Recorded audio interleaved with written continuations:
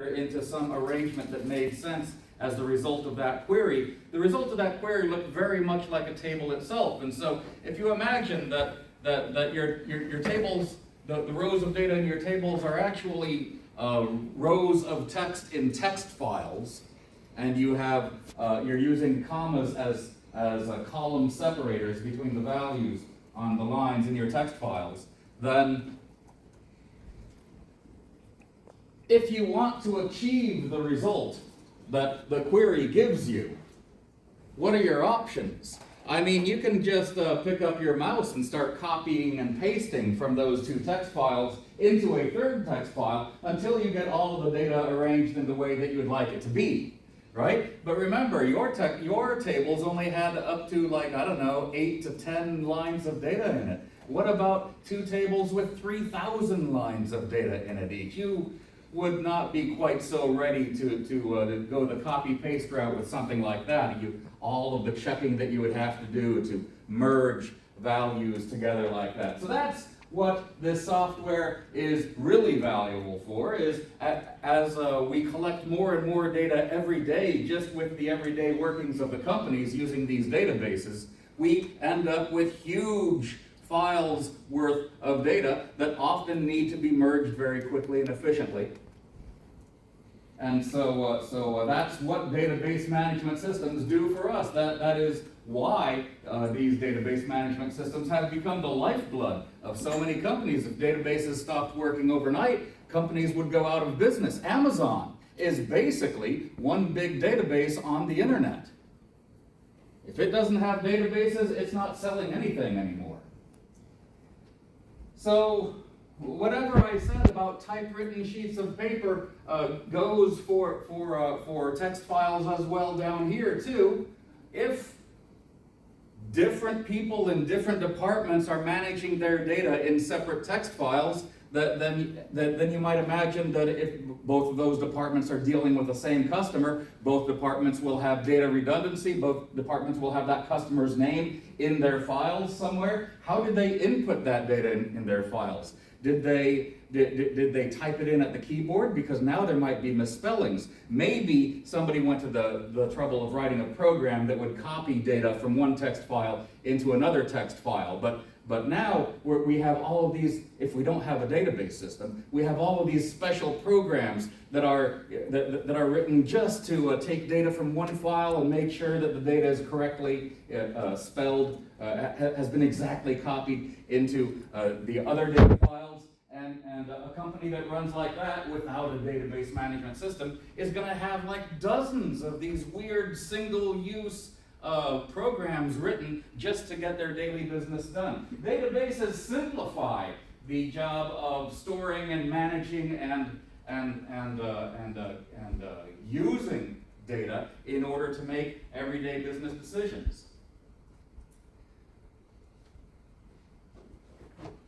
Yeah, you don't want your data stored on different computers in different files, in different text files, especially if multiple people need to use the data that's in the same file. Now, how are you going to do that? Either you have to put that up on the network where everybody can access the data file on some central computer like the CS server that we have here, but having to go through FTP to get to download a local copy of your data. And what if you need to change it? Then you have to change it on your local computer, copy it back up, copy over what that data file had in it already. But what if somebody else was also changing some other line of data on their computer?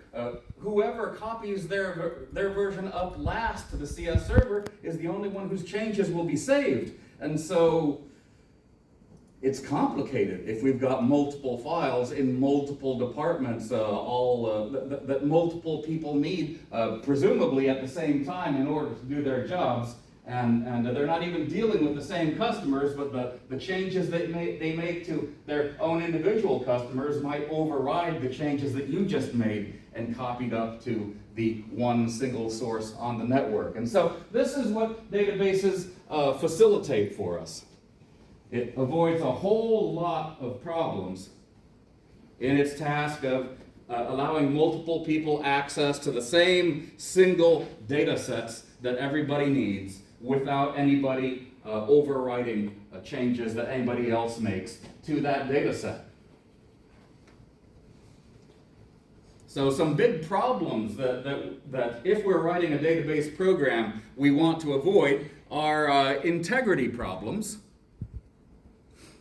So what is integrity? What is an integrity constraint? If we're writing a program for a bank, for example, there are certain things that we want to implement in our program, and especially we don't want our program to allow people to take so much money out of their bank account that they end up with, say, a negative balance, right? Because that means they've taken more money out of the bank than they've put in. And if you're writing a program to do this, you might imagine that you're going to have an if-else statement to make sure that sort of thing happens. And where is that if-else statement? It's going to be buried somewhere in the code. You're going to need to be an expert in that code to know exactly where to look to find where that constraint is. Every time, I mean, it's probably going to be within your withdrawal function, right? That would probably be a decent place for a constraint like that. And so since constraints like this are needed in order to enforce the rules of business for whatever business this database is being used to support, we see what you might see when you're building your tables in the table design view. You're going to see a line down at the bottom of that design view screen that allows you to input integrity constraints. There are, in fact, multiple places in various design views that allow you to implement rules like, okay, well, for whatever reason, in this object, this numeric value can never go below 0. You should throw an error or cancel the operation if something causes this value to go go beyond some preset limit like that.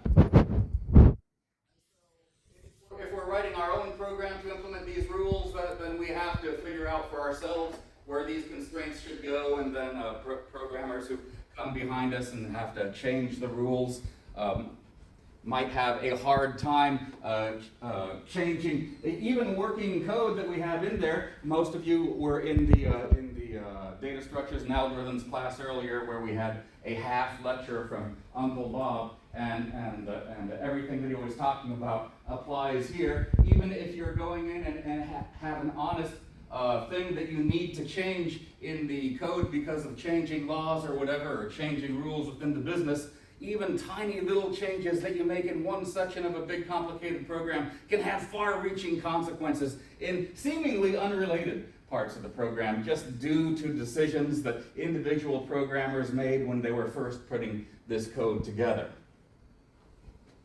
And that's why it's so hard for a new programmer to come in and start changing code in an established program that they had no hand in designing, because they don't really know what the constraints are, what the dependencies are between the functions that are present in this code. That's probably why in most cases, as a new programmer in a company, they're not going to allow you to change code for the first few years until you know your way around the beast.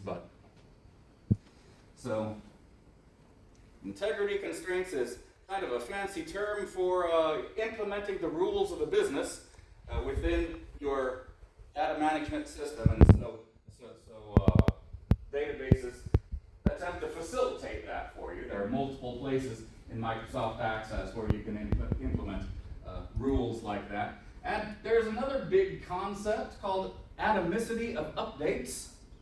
And I referred to that when multiple people are changing data in the same table at the same time. You don't want one person's changes to override another person's changes. Or especially, let's go back to that bank example. What if what you are doing is trying to transfer money from your account to somebody else's account? That requires at least 2 operations. There has to be a subtraction from your account. We assume that you're not subtracting more than you have in your account. Everything is legal in that respect. And then whatever amount you subtracted from the account that you're transferring from that amount is going to be added into some other account, right? That's the way that it should work if everything is perfect. Except today, when this operation is happening, the janitor trips over the power cord right after money was subtracted from your account. That money does not make it into the other person's account.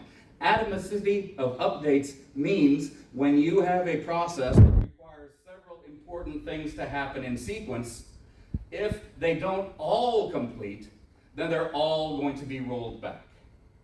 And so if that janitor trips over the power cord right in the middle of the process, then when the computer is turned back on, none of those changes, all of those changes are still in a temporary table. They haven't been applied to the real data, and that temporary table gets flushed, and so actually nothing ever happened. That's a simplification of how databases will ensure that important operations don't get interrupted midstream like that, so that somebody feels like they just lost some money. So yeah, a transfer of funds from one account to another should either complete completely or not happen at all. I already talked about how databases can be the lifeblood of companies. Lots of companies. Facebook is another company that's basically a database on the internet.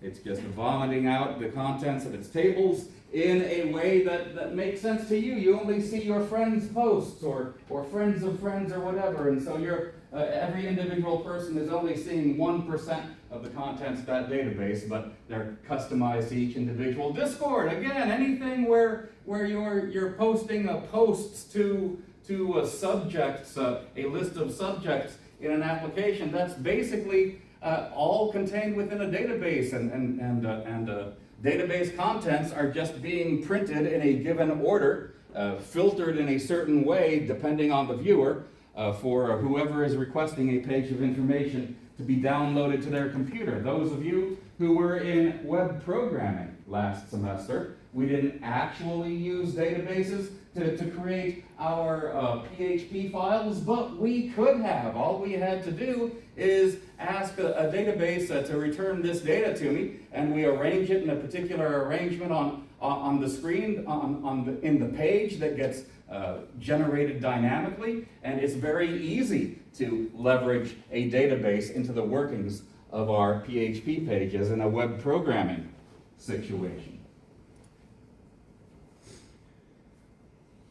So data integrity, data consistency, these are important concepts in making sure that your database application will be attractive to the customers who need a database in order to keep their companies running. If ever, the interfaces that people build that allow their employees to input data into a database, they bend over backwards to make sure that as few errors will get in as possible. I mean, the largest source of errors is mistyping things on the keyboard, and so whenever possible in those input forms, they're not going to provide text boxes for people to type data into if it can be avoided. If that data is already present somewhere else in some other table, they're going to build you a little drop-down box so you can select something from that drop-down box. You might still make mistakes, but at least when you select a particular value, a particular person's name, a particular account number or whatever from a drop-down box, you're not going to mistype it. You might misselect, but the possibility for error is minimized. And why are we minimizing the possibility of error? Because once we get bad data in that database, then whatever query results that data participates in will be polluted by the inaccuracy. That's where the term garbage in, garbage out comes from. If you've got errors in your database, there's no way to get accurate results out of it anymore. Now, maybe those inaccurate results will only affect a few rows. I mean, maybe it's only 3% bad out of 100 rows of a query result, but still, we do want to minimize that level of inaccuracy. Make sense? Any questions? This all seemed pretty obvious. This first chapter should be obvious. The first chapter of this book is really just, setting the situation. Mostly telling obvious things. Probably one of the most obvious, the most important actors within the universe of this particular database are the people who are hired to be the database administrators. They are the ones that have all of the powers to create tables, change structures, that sort of thing. They give people, other people, accounts through which they can access the database.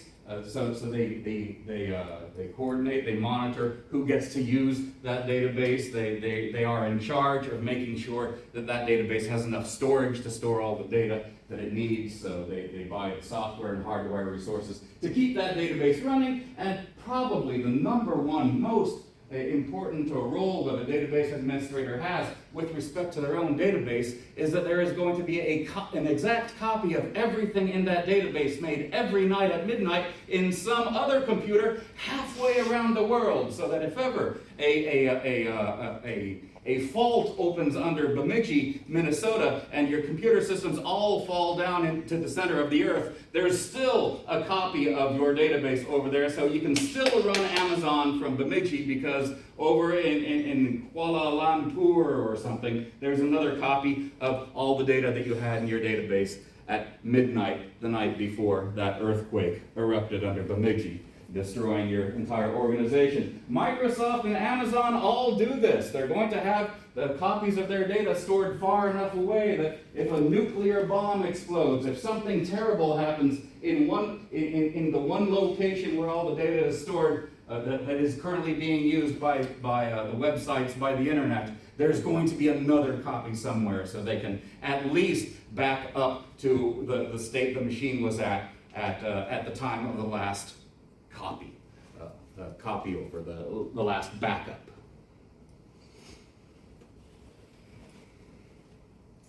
Beyond database administrators, there's actually quite a few categories of people that work with the database. You've got database designers who are responsible for coming up with the perfect arrangement of data to build tables out of. And so if a user says, okay, well, I need to track users and I need to track customers and items that the customers are buying, and I need to provide bills and receipts, and so I need to be able to show orders, so the items that they bought arranged on a single sheet of paper that were ordered at the same time. And so these people say, okay, well, we're going to put this data in the customer field, this data in the orders field. And they're basically building these tables much like you would design objects in your own object-oriented programming language, figuring out which objects need which data types, which fields. That's basically what we're doing when we decide, okay, which fields do we need in our database tables to represent all of this information that this customer needs to have stored in our database in order to get their jobs done. Of course, end users are the people who need to access your database for whatever reason. We are all end users of Facebook and Amazon. We probably get the most limited access to the database, but we are getting printouts of various query results every time we load up a page on Facebook, Discord, or Amazon.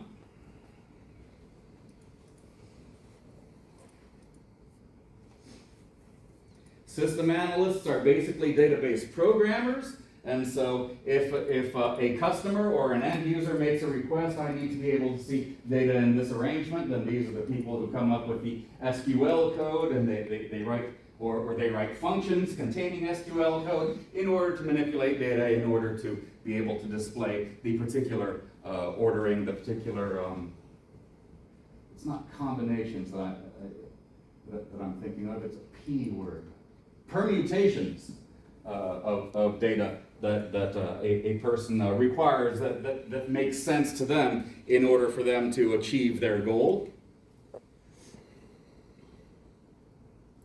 I guess the system analysts are the super programmers, the system, sort of what we would call system designers in a software office, but I guess what I was talking about was application programmers. So system analysts come up with the algorithm with the approach, but maybe they don't do the actual implementation application programmers will take the plans that were created by the system analysts, your managers maybe even, at your programming joint, and actually do the grunt work of implementing them. And so we've got various other titles, designers and implementers of functions, of modules that programmers can use in order to leverage the abilities of the database, leverage functions that were already written in the database in order to accomplish tasks for their end users, for their customers, whatever. We've got people who design specific tools that end up in the ribbons or in toolboxes at the tops of programmers like Microsoft Access. So they need to know how to interact with database systems. They may not be involved in day-to-day solutions being programmed for customers or end users or something like that, but there are specific people that are just trying to make the database more usable for the employees of the company that they work for.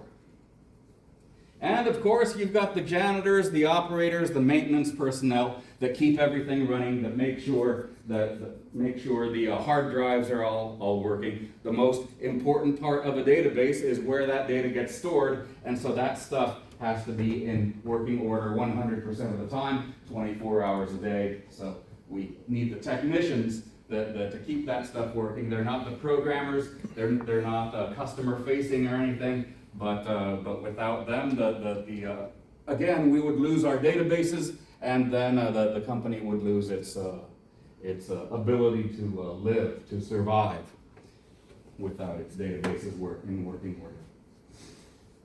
All right.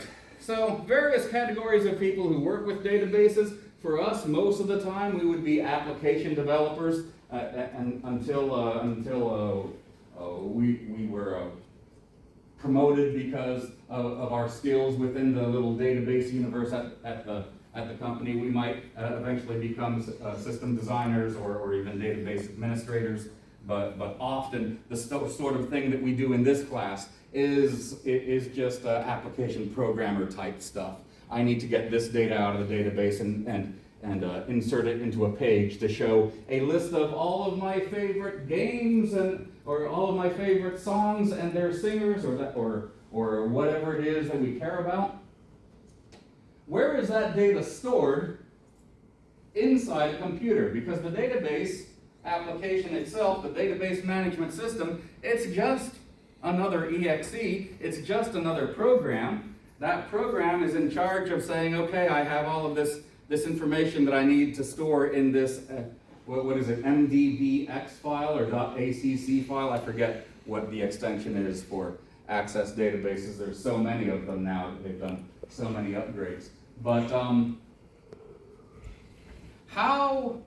if you have song and singer in some sort of songs table in your database, all of the string values that you have in that table, how are they stored on the hard drive? You know that eventually every character in those strings is going to be converted to a number, and all of those numbers get converted to a sequence of bits, ones and zeros, that get stored within the hardware switches, the bits, the magnetic bits that are on that hard drive. And just because you see song and singer next to each other inside the table, when you are in spreadsheet view, when you're viewing the contents of that table that you've assigned, that doesn't necessarily mean that the bits representing those strings are side by side on the physical level. That's something that the computer, that the hard drive itself is deciding most of the time where things should go. I think the operating system does allow your application to say, I would prefer for these values to be next to each other,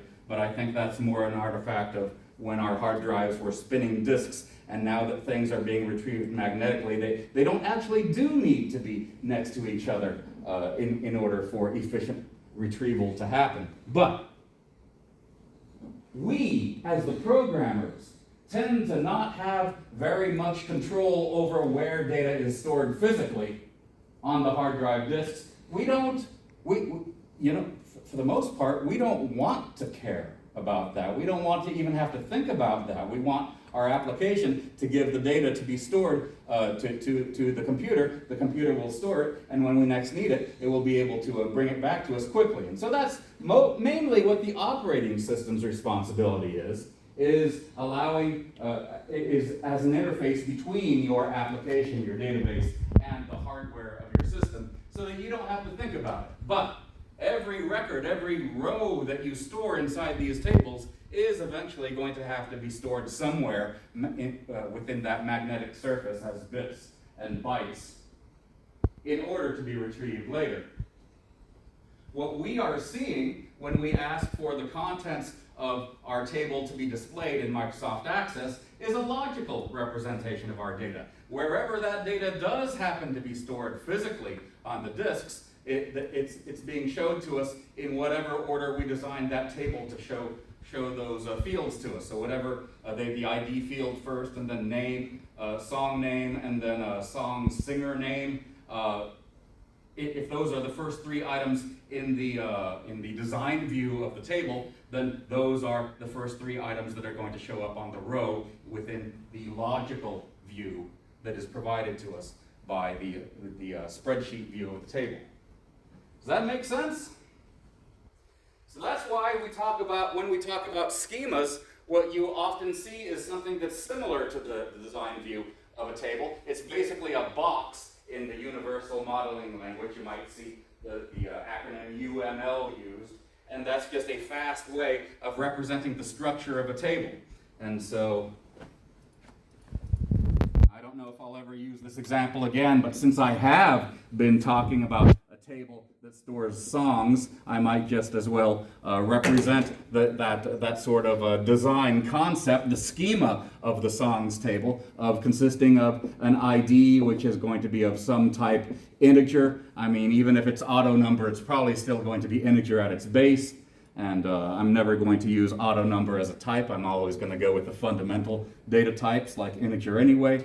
But auto number is a convenience for Access users. That's why it's there. And what else did I have? I had a song name and then singer name. So song is going to be some sort of string data type, and singer another string. And so this schema, this design representation basically defines how we are going to see the data represented on the screen when it's represented digitally by the application. The logical view of the data need have no connection whatsoever with the physical arrangement of that data.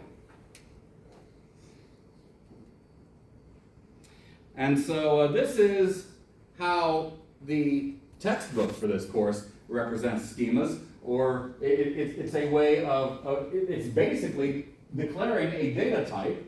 It looks like it's declaring a data type in some sort of programming language, but really it's saying, okay, I'm going to have this instructor table, and it's going to be a record consisting of an ID, which will be an integer, a name, which will be a string, a department name, which is the string representing the department to which that instructor is assigned, and the instructor's salary, which should be a floating point number. So you can see schemas in lots of different representations. This is an all text representation, and it's nicely formatted so that you can see the four individual columns that will eventually be displayed in the spreadsheet view of that table once it's displaying all the data. But for now, you can see that this table over here that represents instructor records will consist of 4 data types being put together. My songs table will consist of 3 data types, 3 values that are put together. And yeah, they're displayed in a spreadsheet sheet-like view at the logical level, and that doesn't represent in any way how they are stored on the hard drive at the physical level. Adjacent rows don't even need to be next to each other, just like adjacent values and adjacent columns don't necessarily need to be adjacent to each other at the physical level. So we've got this logical level where all of the data in the table is being represented to us in a way that makes sense to us. And then we have a further filter that we can put above that, because if you are looking up if you had access to the BSU data set and you had access to, say, the instructor table in the BSU access, probably administration wouldn't want students to know how much each instructor was being paid. And so the view level is actually what you are being allowed to see of the actual logical output. And so probably the view level for students of data in the instructor table might not have instructor IDs and definitely wouldn't have salary, but they would probably allow you to see instructor names and instructor departments, for example. So view level is something that we're not going to touch very much in the course of this class, but when you're working with a database allows you to build view objects, which is basically what data from this table do you, what data fields from this table do you want people who access this view to see. So you assign that view to various classes of end users that will be using your database. So some chapters in the book that I don't end up covering will talk about views in more detail like that, but I don't tend to talk about them much in this course. Any questions on this? All right.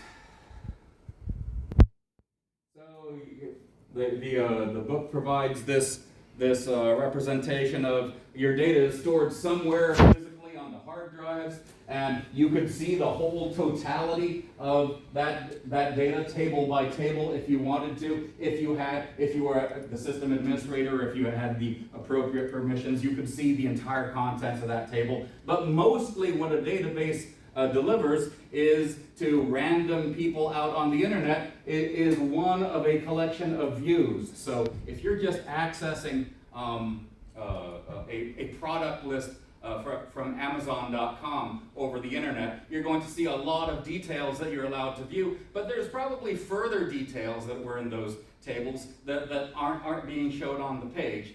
So they're not included in your view. Maybe they're the addresses of the people selling these items, or the warehouse ID of the warehouse where these items are stored. Stuff that that either you don't need to know, you don't care about knowing, or they actively don't want you to know about. They don't want you to go to the doors of the factory and pick up the items on yourself, pick up the items yourself. And so they just the view decides what a particular user is going to see, and views are basically like I don't know. They're like schemas themselves. They're filtered schemas that are assigned to particular classes of users. I use the word schema a lot, and really all I ever mean is the basic design of the table, even though views have schemas too. When I talk about schemas, I'm talking about all of the data in the table. I'm assuming that you guys are database administrators who have access to everything within the database that you are working on, or that I'm showing you. The university database schema set that I showed you gives you access to everything. We assume that nothing is being filtered for you. And basically, it does look like how we would define a class. It's analogous to defining all of the data types for all of the fields that appear within a class declaration in a program. We can talk about different schemas, so we can say how data actually is arranged on the hard drive. I'm never going to talk about that. I don't think you guys care about that. But if you guys were in charge of the hardware at the company, then you would actually be actively involved with where the ordering exactly, where the name of the song will be in relation to the ID of the row and the singer of the song, that sort of thing. But mostly what we deal with is the logical schema. So what we're writing on the board to visualize for us, in what order will we see the columns when we display the contents of a table. That's basically, no matter how it's arranged on the physical drive, that's how we're going to see it when it gets displayed for us in spreadsheet form on the computer screen. And so The reason that we do this, the reason that we separate the physical arrangement from the logical arrangement is so that we can change stuff around. We can change how we save data on our hard drives without disturbing how you think the table is put together through your logical schema. And the other way around too. Any changes that we make to the logical schema aren't going to change how data gets stored or retrieved from the hard drive. So it's like a separator that allows the hardware people not to be bothered by the software people, and vice versa. Changes made by the software people aren't going to affect how the hardware people do their job. Basically, when you write an application to access data, your application, all it needs to care about is the logical schema. It doesn't need to know where stuff is stored on the hard drive. The operating system will take care of that. The operating system on the machine on which the data is stored. So your applications don't need to know about those details, which means you, the programmers, don't need to care about those details either. It's nice to have separations like this. It's nice to have a nice, clean idea of what your data looks like in your head, even if that's not truly representative of reality, as long as the machines know how to deliver that data to you so that it looks like the idea in your head is what's actually going on. If I talk about an instance of a table, or I could be the book sometimes talks about an instance of the database. I guess if we were considering the database itself to be a fantastically complex object, an instance of a class in any other programming context would be, the values assigned to the variables in that object, right? We could have a dog defined as dog ID, dog name, and dog address, something like that. And then we could have 20 different dogs. They'd all have different IDs. They all reside at different addresses. They all have different names. We have 20 instances of dogs. An instance of a table is basically all of the data that is currently in this table. It's like a snapshot of the data in the table. Or if the author is talking about an instance of the database, the author is talking about all of the data that is currently inside this database. And so instance is basically, the current value of all of these variables, or all of these column names and rows inside whatever we're talking about, the table or the database as a whole. Mostly, when I talk about instances, I'm talking about an instance of a table. It's just too complicated for me to consider an instance of the entire database. I think the author does from time to time. More words that I've just been tossing around lately. It's time to give them definitions. A query is just a way of asking a question to the database. It's basically communicating your desires to the database. I want you to return all of these songs to me, only the songs that start with S and whose singers, their last name starts with A and have I guess I don't know how much money each song has made. I don't have that data in this table, but I can ask for a particular arrangement of data based on the data that is stored. So all songs, song names starting with S, with author names starting with A, is an example of some query that I could ask a database to return to me, and it would return to me all rows matching the requirements that I have defined in that query. Yeah. Queries can be evaluated in multiple ways because the way that you're going to put together a query, it feels like code, it feels like a computer language. You're going to be expressing it in words, right? It's going to be a string. A string is built out of characters. But the thing is, no computer understands the code words that you're using in your favorite language. Everything needs to be translated for a computer's CPU into a number, right? Into a sequence of bits, ones and zeros. And so that means a query basically has to be translated into what amounts to be a mathematical expression. This mathematical expression defines what columns that I need returned from this table and in what order and stuff like that. And so, you know that there are often multiple ways of writing an expression mathematically. If you have some expression like x over 2 and you multiply that fraction x over 2 by 5 over 5, now it looks like the expression 5x over 10, but it means the same thing, right? Mathematically, there can be different equivalent ways of representing the same thing. And so that's what they're saying here is that depending on your algorithm, you can end up with multiple mathematical representations of your query that do exactly the same thing, but they look different.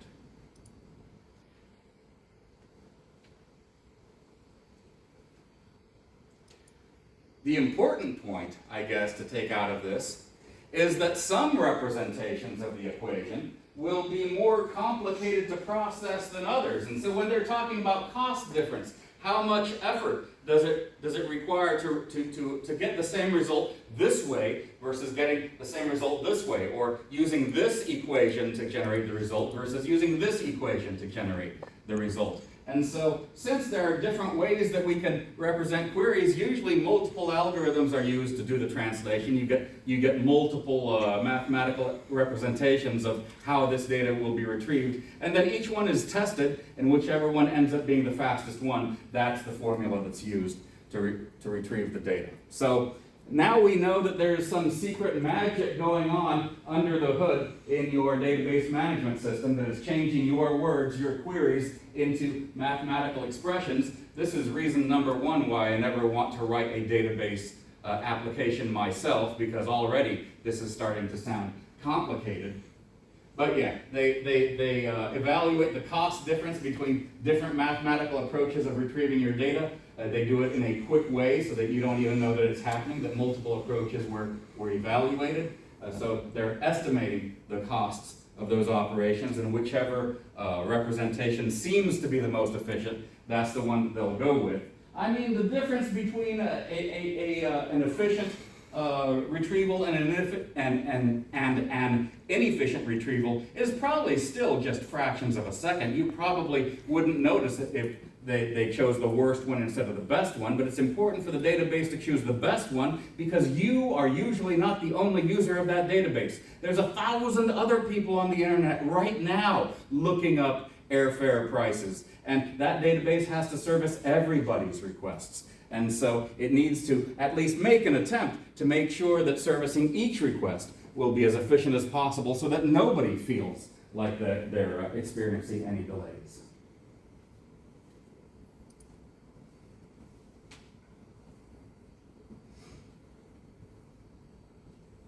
So, in estimating the cost of these different mathematical approaches, they basically need to know how these tables are built, how many characters are in the strings, and how long those strings are going to be, because that allows them to figure out, okay, I'm going to end up transmitting this many bytes of information from this location to this location and putting it together so that I can put that in a web page for this user that's requesting it. And so they need to know the structure of your tables in order to evaluate the different approaches. Should I first combine table A with table B before table C, or would it be better if I did table A and table C, put those guys together, and only then bring in table B? Those two approaches may have different costs, and that's what your system is estimating. Reason number two why I don't want to be the programmer in charge of a new database system. So many things that have to happen efficiently, have to happen quickly. I don't want those all to be my responsibility. And this is also why whenever whenever you are assigned to work on a big project, you are never alone. Databases are always huge projects.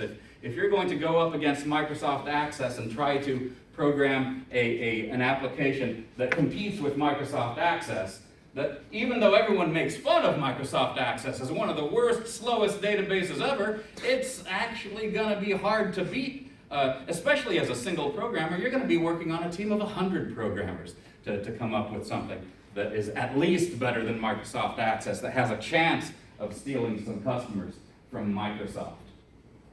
So statistical information, like the size of fields and things, that's what's being used to evaluate the cost of these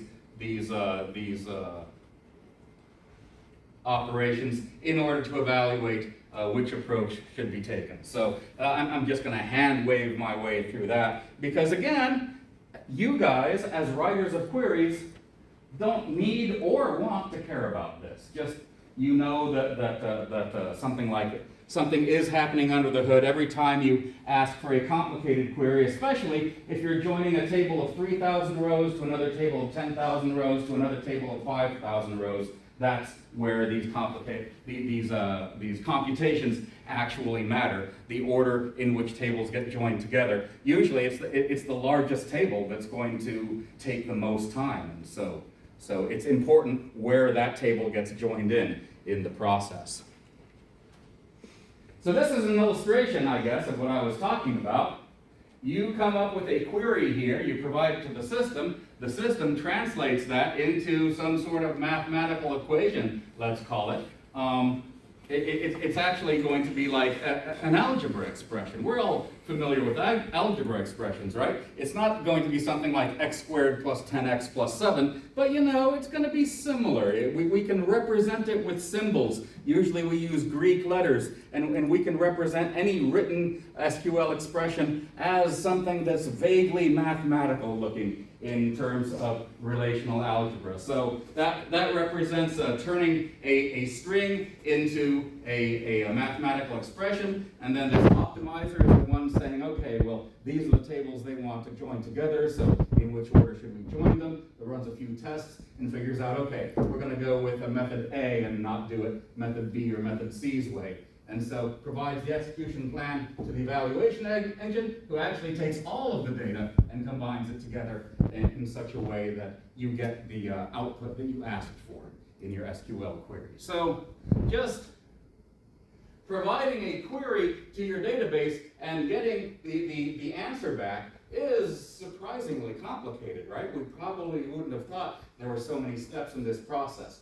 And so you might remember that at the end of class last time, I showed you that every database is not only going to have a database containing the data that you care about, the data that you want to store, but there was another database called metadata, right? This is the metadata database. This is the one that has all of the details about the schemas in them. It doesn't have the data within the table, but it knows how long each field is. And so those are the statistics that are being used they're not running the tests with real data, they're just running the test with, if I have data of this size and 1,000 rows in this table and 10,000 rows in this table, how much time would it take to run this query by joining these tables together in this order, sort of thing.